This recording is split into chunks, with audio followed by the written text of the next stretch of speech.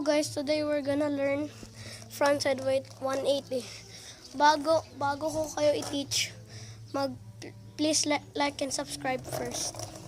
Okay, step 1. Step 1. Wait lang. Step 1. Step 1, have ollies. Have ollies ha. Mga ganito lang. Nakita niyo ollie ko, di ba? Pag nagawa niyo na 'yon,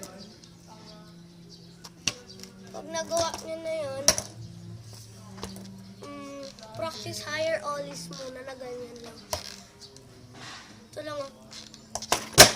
Pag ganon, sa shoulders lang yan, sa shoulders. Step 2, foot position. Ito ang foot position, regular ko. Yung ito ang right ko. Right ko to. Ito ang right ko, di ba? Pag ito ganyan, goofy yan, di ba? Pero pag ito regular, di ba?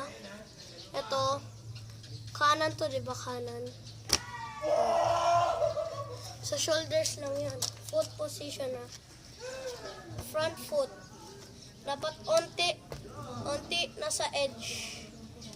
Yung toes nasa edge. And then, yung sa back foot naman natin ay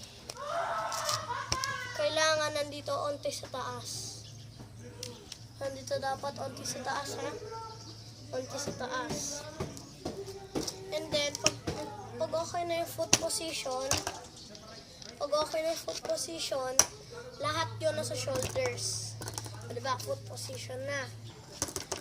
O, diba? Toes of the edge. Nasa edge yung toes dapat. Nandito din sa taas yung back foot. Kailangan itong shoulder pababa, diba? Pagka pababa, baba dito sa gilid. And then, gagawin tayo. Pagka pop, itong shoulder, iti-turn natin na pag ganun.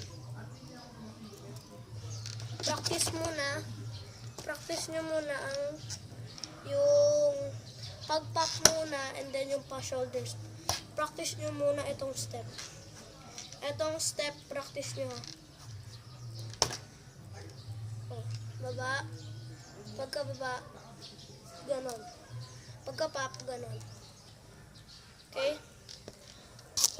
So, step 3, always practice and practice. Goodbye.